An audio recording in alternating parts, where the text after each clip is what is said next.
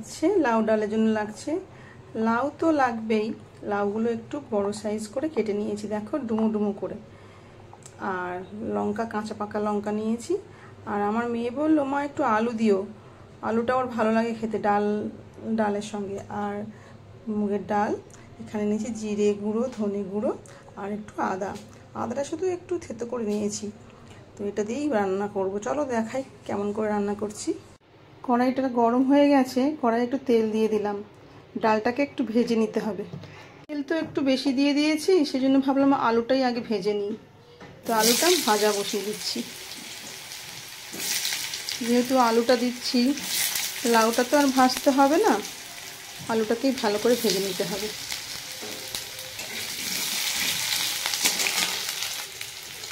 সামান্য লবণ দিয়ে দিলাম আলুর মধ্যে, যাতে লবণটা ঢুকে যায়। আলুটা ভাজা হয়ে গেছে, এই লাউয়ের পাশেই তুলে নেব। আলুটাকে ভালো করে ভেজে নিয়েছি, এরপরে ডালটাকে ভেজে নেব। ডাল তো মুগের ডাল তো ভেজেই রান্না করতে হয়, তোমরা সবাই জানো। তো ডালটা দিয়ে দিচ্ছি এবারে। ডালটা ধুয়ে জল ঝরিয়ে রেখে দিয়েছিলাম, এবারে দিয়ে দিচ্ছি।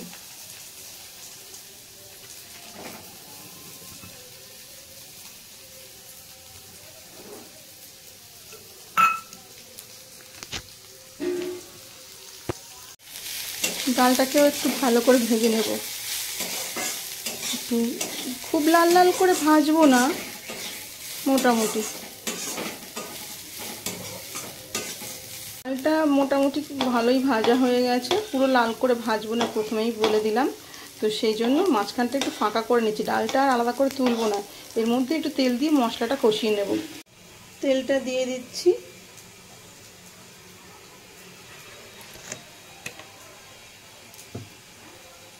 এবারে সব মশলাগুলো তো আগে দেখিয়ে দিয়েছিলাম, সেই মশলাগুলো সব দিয়ে দেব। আমার একটা ভুল হয়ে গেল জানো তো বন্ধুরা, আমি শুকনো লঙ্কাটা দিইনি।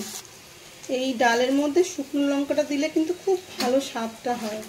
এমনি মুগের ডালে শুকনো লঙ্কা ফোড়ন দিলে বেশ স্বাদটা, গন্ধটা খুব সুন্দর আসে, তাই না বলো?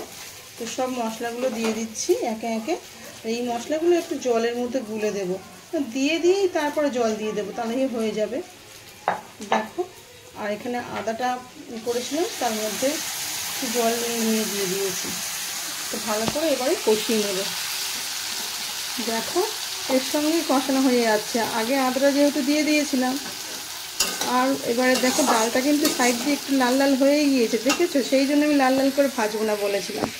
আমি পাশে রেখেই ভাজলাম, তো আলাদা করে ডালটা তুলবো না বলে, তাই না? দেখো, এরপরে সবগুলো একসঙ্গে আমি কুকারের মধ্যে দিয়ে দেবো। কুকারটা বসিয়ে দিয়েছি, এরপরে সবগুলো কুকারের মধ্যে দিয়ে দেব।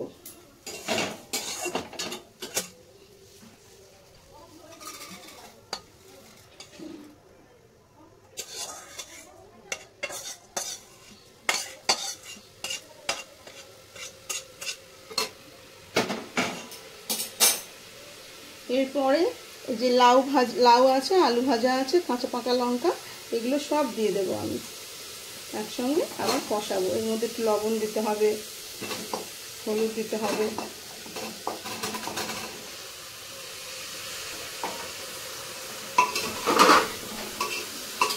তোমরা কে কে লাউ ডাল খেয়েছো আমাকে জানাবে অবশ্যই কমেন্টে। লাউ ডাল খেতে কার কার ভালো লাগে সেটাও অবশ্যই জানাবে। আমার কিন্তু খুব ভালো লাগে জানো তো বন্ধুরা। পরিমাণ মতো লবণ দিয়ে দিলাম, আর একটু ভালো করে নাড়িয়ে নেব। কুকারের মধ্যে দিলে তো চটজলদি রান্নায় হয়েই যাবে। সামান্য চিনি দেব, কিন্তু বন্ধুরা জলটা দিয়ে দিলাম। দেখো 1 গ্লাস জল নিয়েছি, আর লাউ থেকে তো জল বেরোবে অনেক, আর কুকারে করে করছি মানে সেই জলটা থেকেই যাবে, এই জন্য বেশি জল দিচ্ছি না।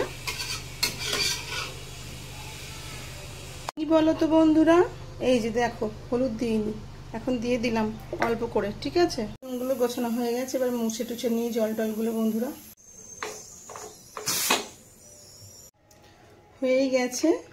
এবারে খুলে দেখি কতদূর কি হলো। দেখো হয়ে গেছে কিন্তু।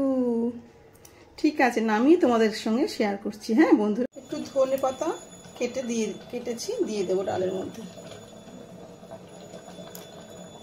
ডালটা ঢেলে নেব, ঢেলে নিয়ে গরম গরম সার্ভ করব। পাশের বাড়িতে একটা মন্দির আছে, ওই দিদিদের বাড়িতেই পুজোটা হচ্ছে। ওদের বাড়িতে বিশাল বড় করে মনসা পুজো হয়, তো সেখানে বেশ জাঁকজমক করে পুজো হয়, ডেলি পুজো হয় জানো তো বন্ধুরা। সেই ভিডিওটা করছি। আর এই সময় যাই হোক, ঠাকুরের নাম শুনতে সবারই ভালো লাগে, তাই না বলো। একটু ধনেপাতা দিয়ে দিলাম, ধনেপাতা আগে দিয়েছি, এটা শুধু সাজানোর জন্য দিলাম। কেমন হয়েছে বন্ধুরা জানিও কিন্তু।